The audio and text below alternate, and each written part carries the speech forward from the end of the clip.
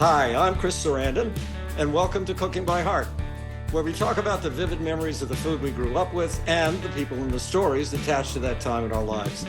My guests tonight, and I have multiple guests, and I'm thrilled to have these guests, are my children, Stephanie Sarandon, Turner, Alexis Sarandon, and Michael Sarandon.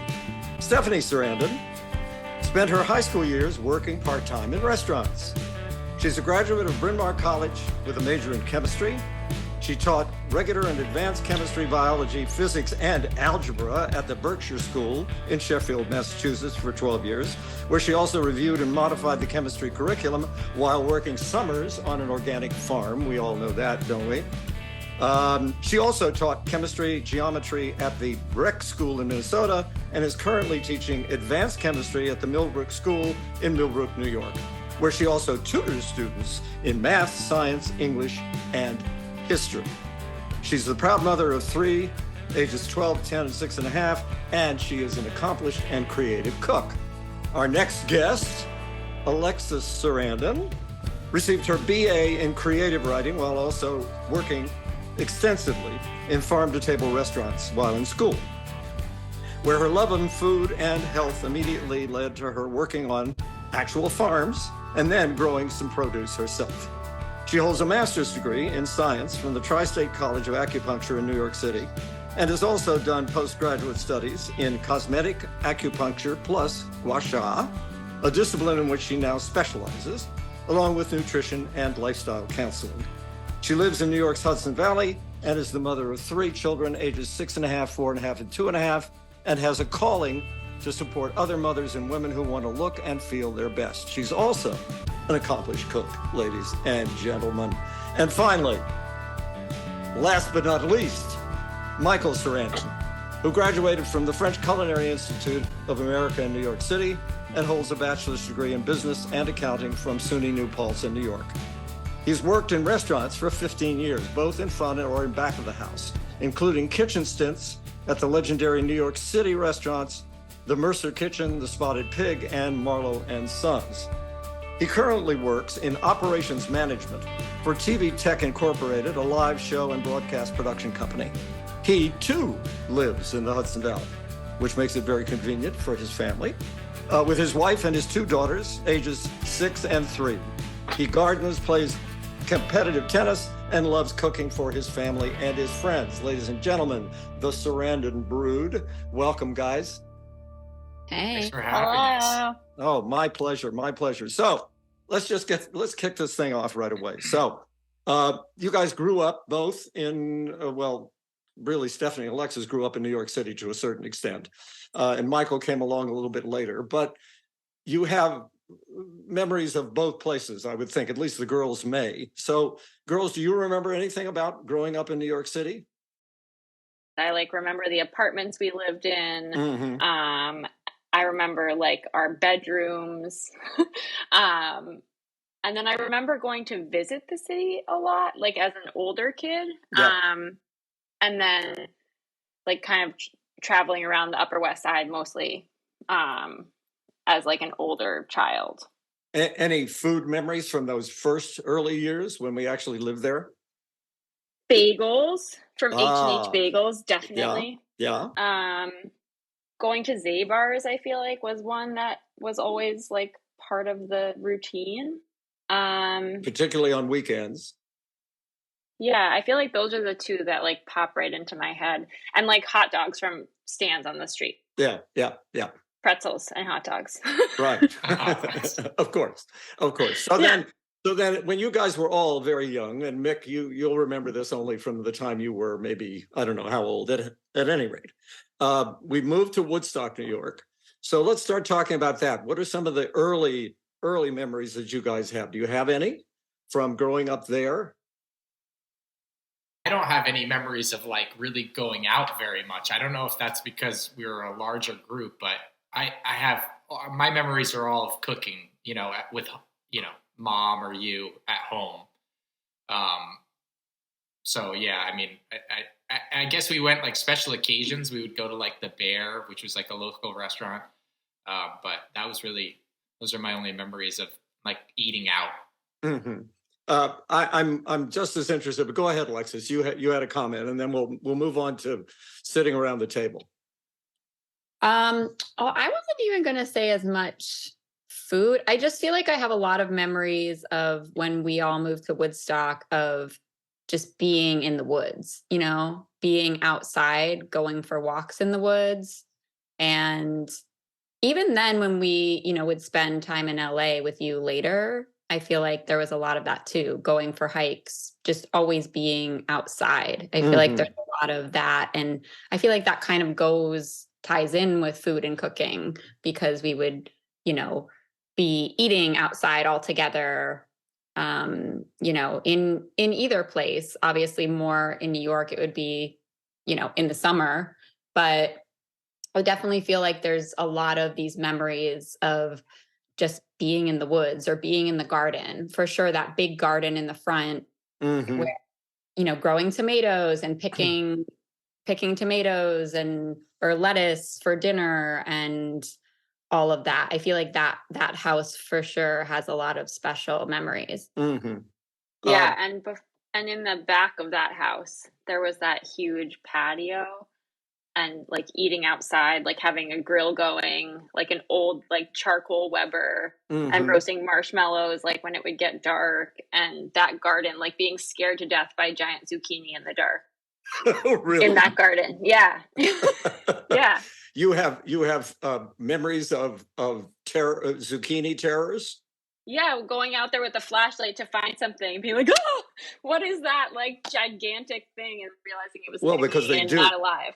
Yeah, they do grow quickly overnight. That's true. And I also remember, because this flashes with me too, that there was an outdoor a stone grill, a stone fireplace right on the corner. Yeah, I forgot about that. On the corner of that patio. And I remember doing a lot of grilling on that grate. I'd set up stones and put a stove type grate over it, and then put charcoal under it, and cook on that.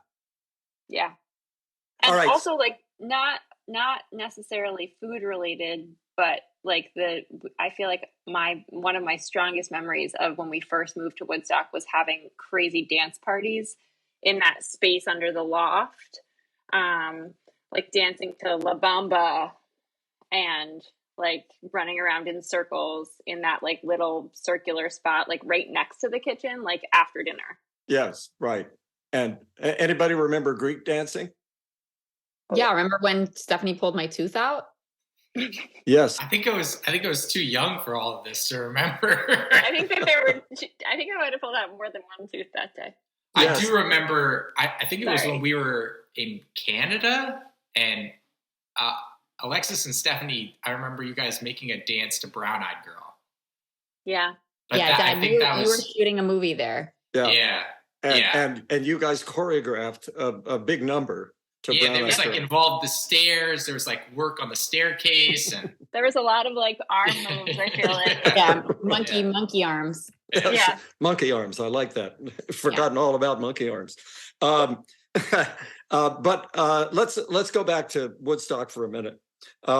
So, any memories of things around the table or conversations? Do you remember what that was like when you were younger?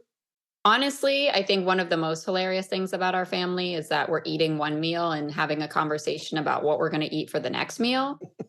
So I feel like that is very common for us, for sure.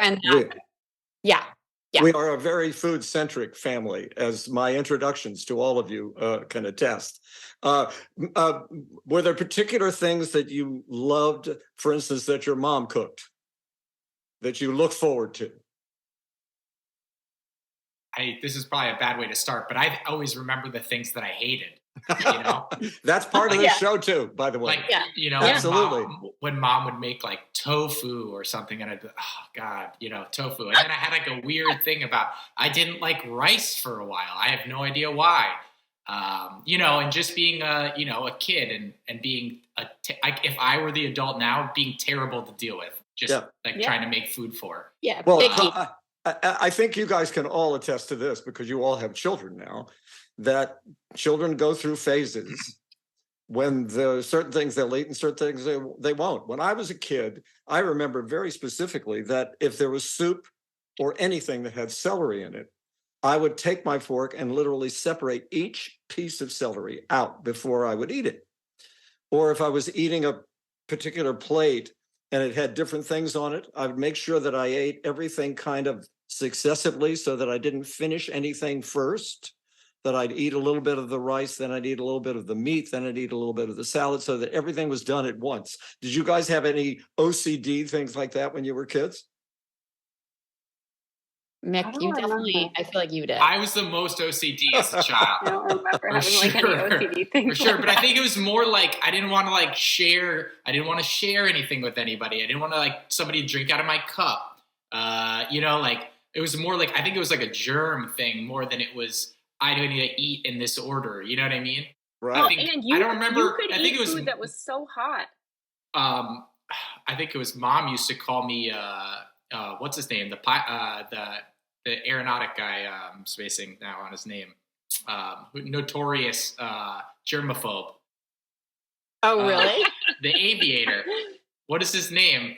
Oh, I know what you're talking about. Yeah.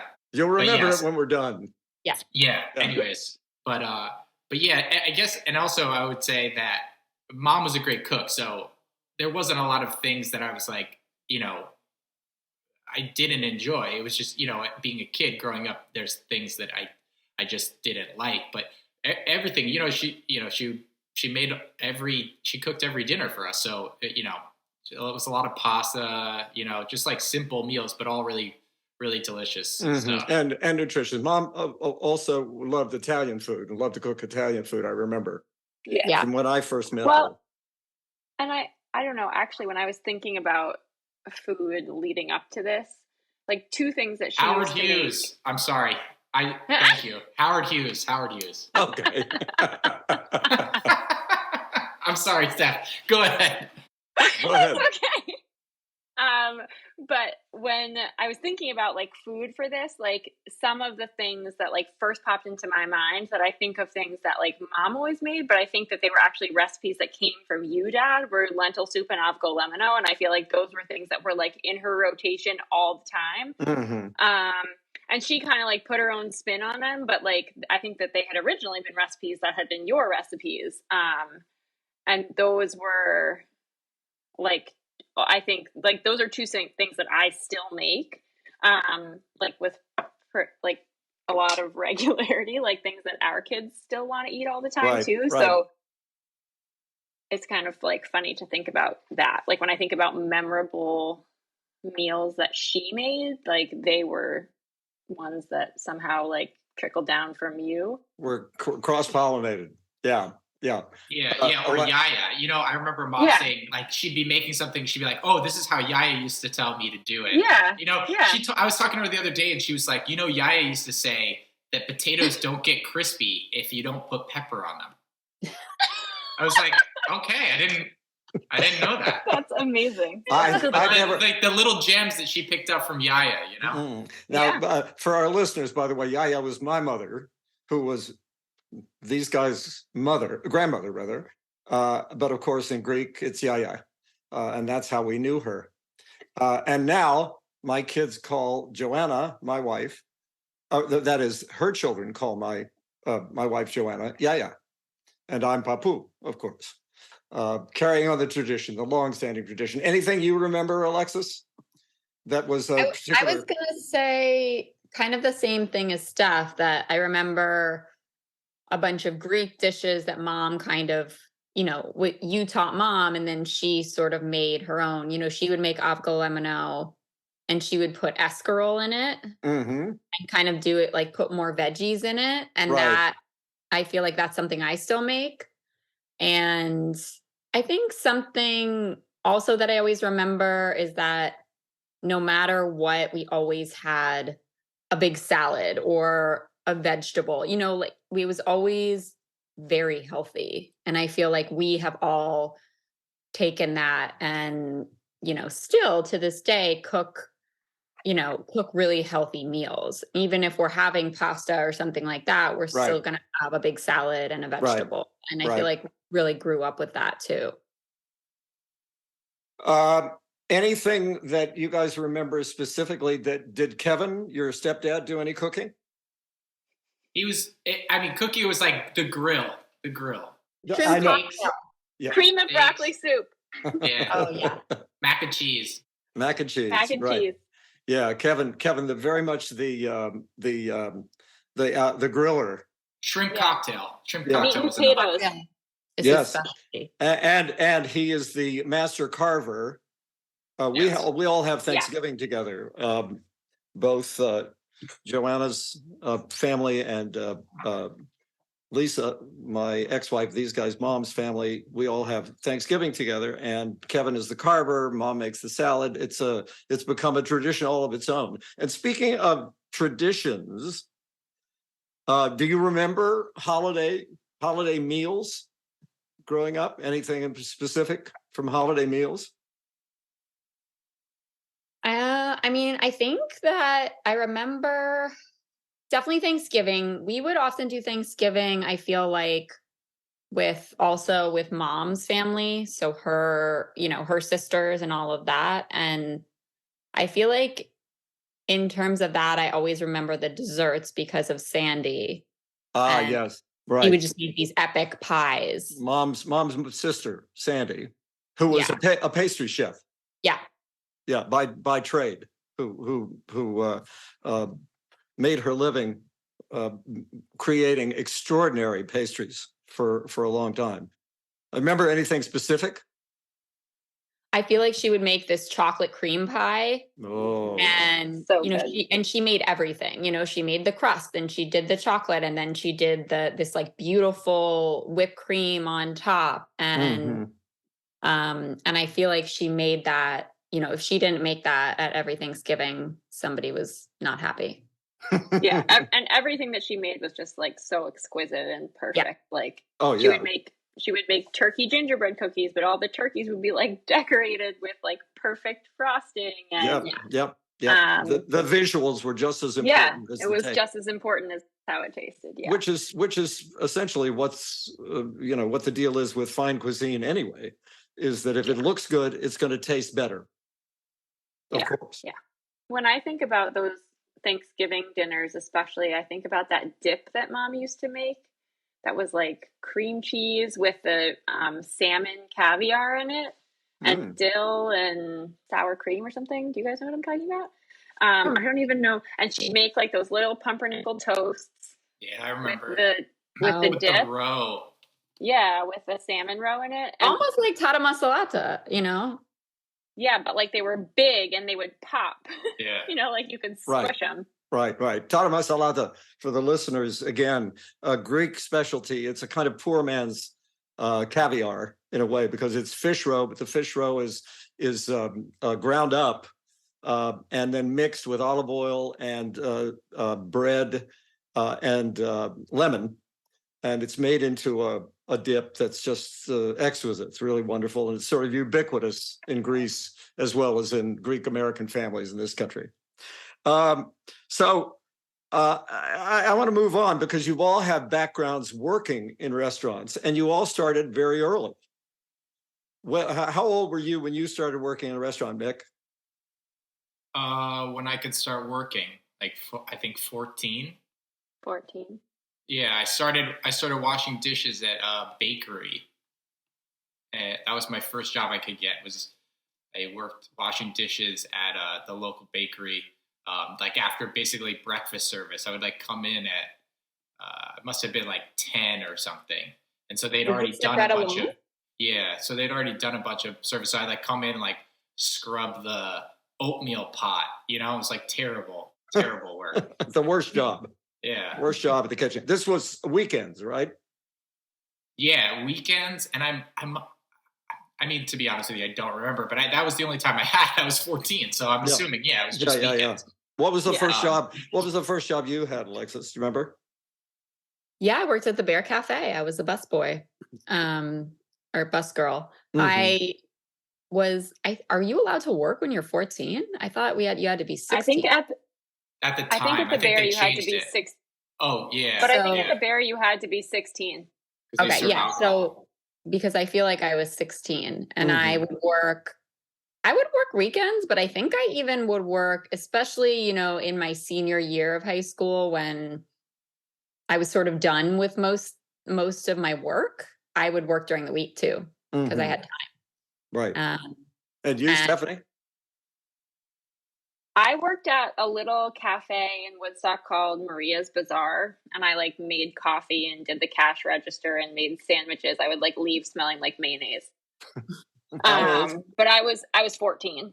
You only had to be 14 to work there. And then when I was 16, I started working at the Bear also. Right. I would pass this on as not necessarily food related, but in a way, lifetime related, in the sense that I feel that all of you guys, because you started earning your own money when you were relatively young, had a sense of responsibility about money, that it taught you that you could, that working hard had a product. And that product was self-sufficiency and being able to do things that you wanted to do that you didn't have to go to your parents for. Yeah, And also that it made you all very responsible in terms of your financial life in your adulthood. So I'm interested in stories from working in restaurants, because I know that when I was growing up, I have so many stories about some of the things that happened while I was working there. Is there any story or two that stands out in your mind from the time you started working in restaurants? Anything bizarre that happened, or untoward, or something relating to the people that you were serving that stands out?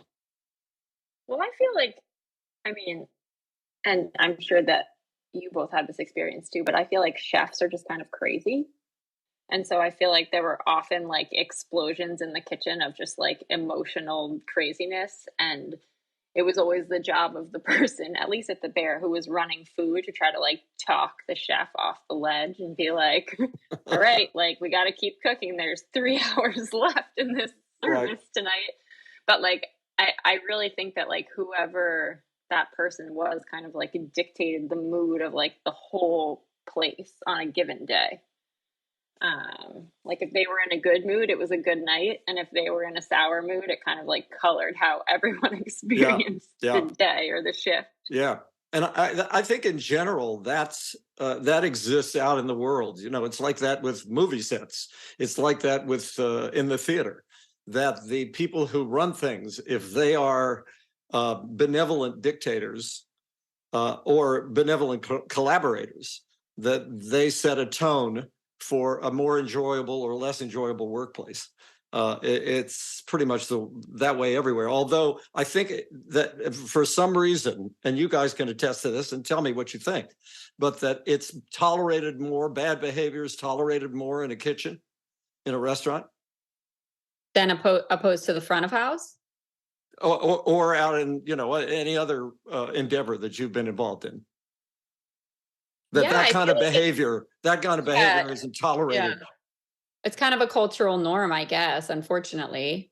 I mean, I don't know. I haven't worked in restaurants now in a long time, if it's still the case. I feel like a lot has changed, but I definitely feel like a lot of restaurants I worked at, especially in New York City, it was very acceptable for the chefs to be assholes. And that wasn't, Mm-hmm.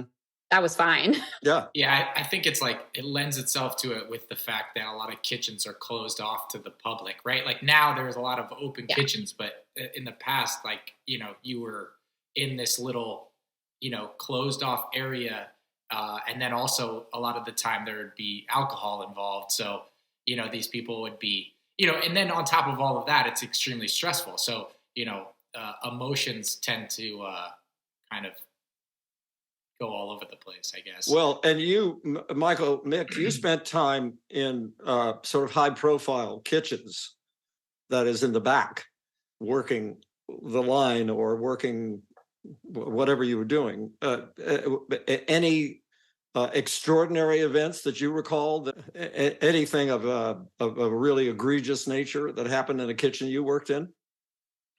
Egregious. I don't know. I've seen a lot of stuff get broken on purpose. again, like when I was running food or when I was cooking, emotions boil over, and people do dumb things. I don't know if I'm having a tough time thinking of an example, but I mean, I never let it bother me, and I think that's kind of why I did well in that environment. I You're tend very to let calm. Yeah, I was gonna say I normally am not. I'm fine in that environment, I would say, and maybe that's because I started running food or when I was like 16, so I was exposed to it for a long time. Right. Then why did you stop? Stop working in kitchens? For all the same reasons that I just said. It's extremely stressful. the emotional toll. Like it's just, it also doesn't lend itself to necessarily having the most healthy home life. You're working every holiday, you're working weekends, you're working at night when everybody's home. Like you are on your own schedule, which is cool in some respects. Like I remember when I was younger and my now wife, then girlfriend, we were both working in restaurants, and it'd be like, our weekend was, Monday, Tuesday, and everything was quiet then. So we could do a lot of cool things. But now, or, later as I got older, and especially having children. Yeah, exactly. Now I fall asleep at 9:30. I can't stay up past 9:30, and I wouldn't get home until, at the earliest places that I work, like the restaurants that closed the earliest, I would get home at 10:30, 11. Right. It's just not a very well, it's much more suited for when you're really young, Mm-hmm. Yeah. I mean, I used to get to the Spotted Pig at 4 p.m. and I wouldn't leave till 4 a.m. Oh yeah, I could never do that now. I would literally keel over. Yeah. And also, I think that one's tolerance for bad behavior diminishes over time as well. When you're younger. Sorry, Lex, go ahead. Oh, no, I was just going to say, I think it's kind of the same as what Mick was saying. I don't know, maybe if you're a super hot-headed person and you're in that kind of environment in the front of house, because it's stressful out there too, especially if I bartended for a long time and there's just a ton of drunk people, they don't know what's happening and they're just acting a fool or not paying you or, whatever's happening. And as long as you're chill, like it's going to be fine, Yes. And I think the more stressed out, you get, it's just going to make your night, kind of fall apart. So, right. Now, considering the things that you guys witnessed when you were working in restaurants, do you think that the atmosphere has been in some way influenced or changed by the proliferation of cooking shows on television, where the general public now has a view of what goes on in the kitchen? I don't know, because I haven't worked in restaurants in a long time. Yeah. I'm not sure if I could really answer that. Speak to that. Yeah. Yeah. It occurs to me that very often when there's a camera there, behavior changes. Sometimes it changes for the better, and sometimes it changes for so that it's not so pleasant. And there are shows on television that trade in that. The Real Housewives show, for instance, some of the cooking shows where the personalities it's about the personality rather than it's being about the food or the event. It's a constructed environment rather than it's being something that's real, that you're seeing real time. Have any of you guys seen that show called The Bear? No, you recommended it, but I never actually got around to watching it. But I was going to say with the cooking, I never really got into the cooking shows because of that. Like it was, for me, it was more about the producers are trying to get more out of like the people than anything out of the food. Like I always like Iron Chef, the old Iron Chef that was like, it was just guys cooking, and then there were people commenting on it, and it was amazing. Yeah. And there was no like, the only drama was like, oh my God, that might burn. You know, that was it. Yeah. You know, there was no like, oh, he said this and did this behind my back, and this person, you know, sabotaged me in this way. So I don't know. Just I know there's a huge market for that. It's just it's not for me. Yeah, No and I feel like in a positive light, I feel like a lot of when we worked in restaurants, for me personally, it was really like a family. You know, everyone who worked at a restaurant, and this was, I feel like, in a time when if you were at a good restaurant where they treated you well and you made good money, there wasn't a lot of turnover. And so these people were people that you saw every single day and you ate family meal with, and you know, spent the entire evening with them every day or 4 days a week. And so, and like I said, they were like on the same schedule as you. Like, you know, they're working nights like you. They're, you know, getting out at 4 a.m. with you, you know? Mm-hmm. Now, I want to bring it to more of the present. So when you're at home now, you've talked about it a little bit, but are there things that were influences of yours when you were younger, that is the food that you were around and was cooked for you, that you carry on and have refined in some way? Definitely. I feel like, well, I feel like everything I know about like food and cooking for the most part, like was like born like either in your kitchen or in mom's kitchen. So I feel like so much of like what I do now is like 100% influenced by that. So I feel like it's like hard to separate. Like obviously, like as I've become an adult and like I cook every single day for my family, like things have evolved. Like, and I put my own spin on things, and I have things that I like or don't like or whatever. But I definitely still make recipes that were recipes that we made when we were kids. And I definitely still am just influenced by how we learned to cook as kids. And like, obviously, like it's been an evolution, but I think that at its very foundation, that's like where it started. And I think a lot of times, and I don't know if this happens to Lex and Nick, you guys too, but people will say to me, well, like, where did you learn to cook? And I'm like, I don't know. I just like did it. Like, that's just what happened in our house. Like everyone was just cooking. And so I don't know that I ever like internalized like learning, like the actual act of learning. I think it was more organic than that. And I think that as I've grown up and like experimented on my own, obviously it's changed, but I think that at its foundation, like my like ability to cook came from like growing up in a house with people who love to cook. Mm-hmm. And also my memory is that when you guys were growing up, and I do this, I know you do this with your children, and I do it with your children, and that is that you participate. It's not just about, okay, it's dinner time and everybody comes to the table.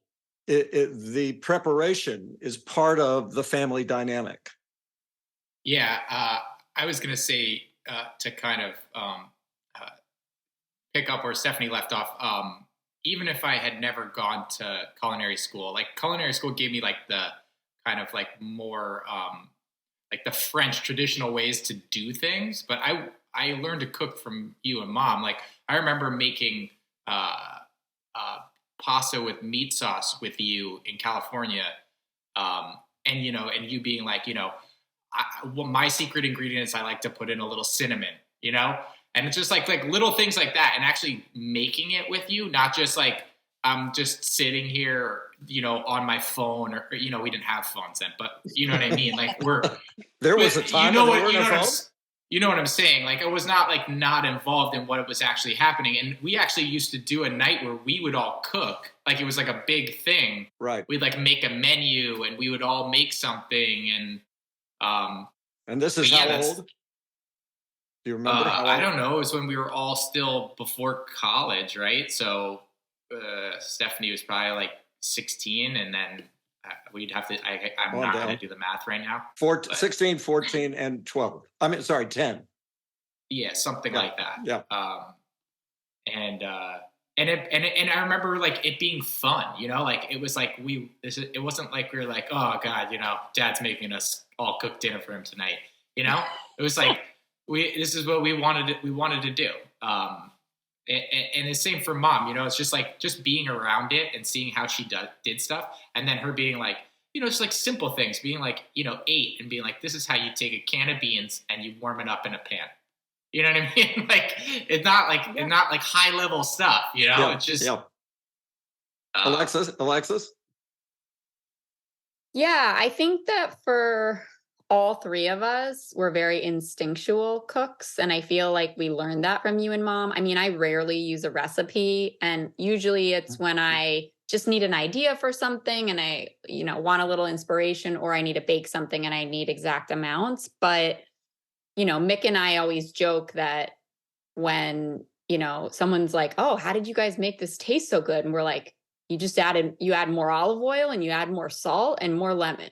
And then right. Like it's not that complicated, you know? Yeah. The 3 magic ingredients. And I feel like we all are, you know, instinctual, but also like pretty, you know, Greek food is pretty simple food. And I feel like that's kind of what we learned.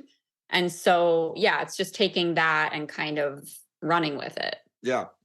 Well, and the other thing I was going to say, sorry, is that I feel like when I was like just out of college and like doing a lot of cooking for myself, I would call you guys and be like, hey, remember when you did this thing with like a chicken, or when you did that, and I would just be like, what did you do? And you or Mom would like tell me what happened, and then I would try it.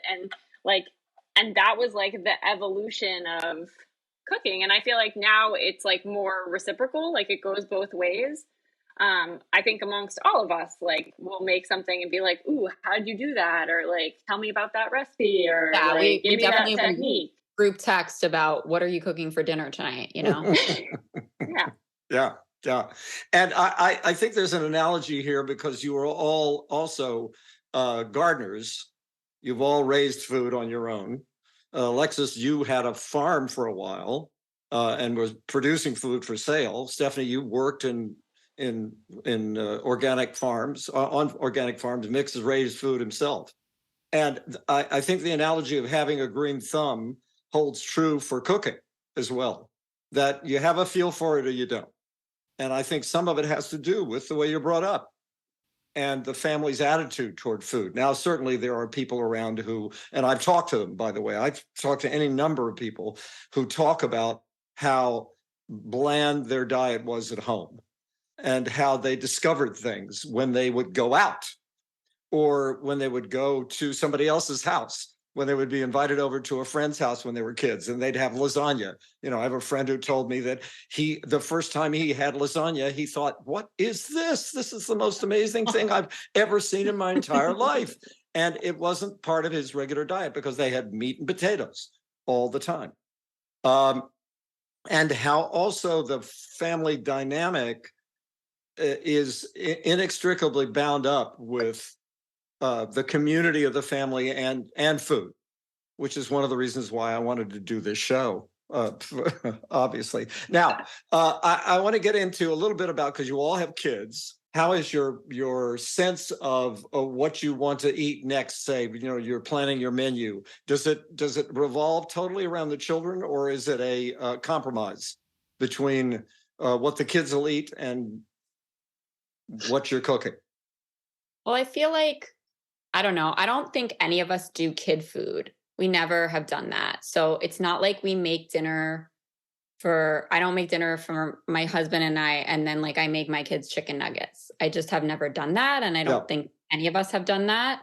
And that's not to say that our kids don't go through picky phases and don't want to eat something that I make, but I don't, you know, that's kind of too bad for them. So I feel like this is what we're having. Yeah, this is what we're having. Yeah. And if you don't want to eat it, that's okay, but there's not going to be something later.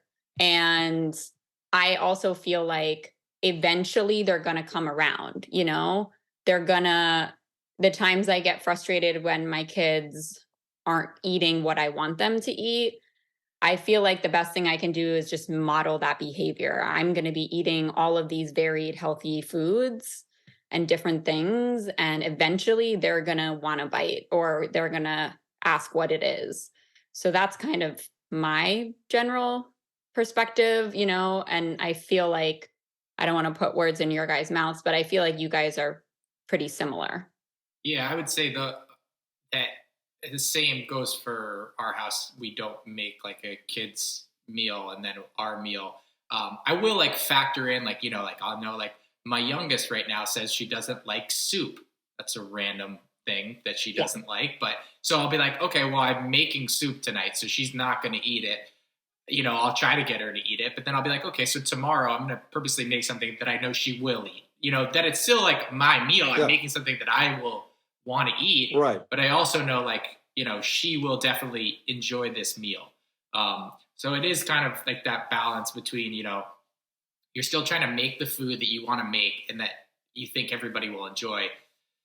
But then you have to kind of like, you know, factor in that you have a 2-year-old at your house or whatever, you know, and that they're just going to not, you know, not be the most rational person always. So Right. Yeah. And Mick and our kids are littler too. So it's like, you know, sometimes my kids will say they want something and I'll make this extravagant thing and then they won't eat it, you know? So yeah. Well, and I also think that, I don't want them to feel like dinner is a chore. Like I want it to be like an enjoyable thing. So like if I'm intentionally making something that I know one of the kids says that they don't like, I might give them another option. Like I'll say like, okay, we're having pasta and meat sauce tonight. My oldest son has decided he doesn't like pasta. So I'll make a slice of bread for him and he can make himself like a sloppy Joe with the meat sauce instead of having the pasta, you know, like he's still eating what we're eating, but like I'm making an accommodation for him because I know that like, if this is something he's like decided that he doesn't, you know, like I don't want to make a whole separate meal, but at the same time, like everyone has things that they don't like. And I'm going to like try to make it so that we can have like a civil situation at the dinner table. Because I think like really when I think back to like family dinner, like it's one of my most like favorite memories ever is like sitting around the table with all of you guys. And like part of the reason why I think I still like to cook and make meals for my family is because I think that that's like such a special time of the day. It's like I look forward to that. And when we don't get to do that, it like bums me out. So I think that that's like a big motivator for me too. So one thing I'd like you all to do now is give it a moment's thought, or if you have something right on the tip of your tongue, because I ask this of all my guests. If there's one thing that harkens you back to when you were a kid, anything related to food, be it a smell, because smell is so important. We all know that in terms of our childhood memory. I talk often about, you know, remembering when the first day of school, walking in and it smelled like school. It smelled like the wax on the wooden desks. It smelled like the lead from the pencils. If there's one thing that you remember, not necessarily a smell, but a taste, a meal, a time when you were a kid, what would that moment be? The first thing that kind of popped into my head when you were talking about it was when we used to come out to LA to visit you. And it didn't matter what time we got there in the car, you would always have those, what were they called? Forced primeval bars or whatever from Trader Joe's with like cream cheese on them. Yes. And it was like, I don't know, like that was like this like nostalgic snack. And then we'd get to the house and you'd have Ovaltine and we'd get to swim. Like those, like that is like such Joanna would make you guys Ovaltine. I remember. Yeah, exactly. Yeah. Lex? I feel like, well, I'm thinking a lot about Greek food right now. So the thing that came to mind was Eurylikia and being when we would go to Tarpon to see Yaya This is Tarpon Springs, Florida, where my mother was born and raised and went back to live in when she was older again. Yeah, it was kind of the same, like the Ovaltine thing, except no matter what time we got there, she always made, she made a pot of Euralichia, and it was always on the stove, sort of ready for us to eat. So I feel like Euralichia, for our listeners and our viewers, is a dish that's made with a Greek version of meatballs. The meatballs have in them rice, tomato, some mint, some onion, and they're cooked in a broth with potatoes and celery and carrots. And then when everything is done, then the sauce itself is mixed with egg lemon, the avolemino, and it makes a wonderful kind of heartening, a very satisfying stew that kids love, by the way, because whenever we would travel to Florida to visit my mother, the kids would always go, yeah, make Euralichia, right? Yeah. Mick? So good. It's hard, because I feel like because we live most of the time with mom, I have fewer of those memories there because it was just a daily routine. Mm-hmm. But so like when I think about like coming out to see you, it's like I remember, like I said, like making like pasta with meat sauce, and then like you used to do this like you used to get like drumettes and do this like Asian drumette thing. It's like I don't know. I have like all of these memories about coming out and the food we would eat out there. Well, I kind of feel right. That's what I'm saying. But yeah. But I feel guilty about not like I don't have those like those like flashpoint memories about mom's cooking, even though I know it was just as good and we like enjoyed it just as much. It's just well, because it was, as you say, it was every day rather than it's being a special event, which was when you'd come out and spend time over the summer with us. Yeah. Like what, at mom's, it's like, I remember, I don't know, like, making like burritos, like, like the fun, like kid meals, Mm-hmm. And since this particular podcast is going to be a Thanksgiving special, any special Thanksgiving memories, be they from your childhood or from adulthood? I was going to bring this up earlier when we were talking about the holidays, but, for me, obviously we do like when we do the holidays, we do like all of like the kind of like standard like turkey and candied onions and like yams and all of that stuff. But I always think about like just the people, right? Like we have an Uncle Teddy who would just obsess about the gravy being hot enough. Gravy. Always. So it's just been, and we haven't seen Uncle Teddy in a very long time, but to this day, there's not a Thanksgiving that does not go by that somebody doesn't ask somebody else, is the gravy hot enough? Uncle Ted's legacy. Yes, because he was always very, it'd be like 12 times he would ask if the gravy was hot. Alexa, special Thanksgiving memory? I feel like there's been a lot from the past few years that we've been doing it. We've been doing a big Thanksgiving at your house, and it's really fun because it's so many people. We have such a big family now, and everybody has 30 people. Yeah.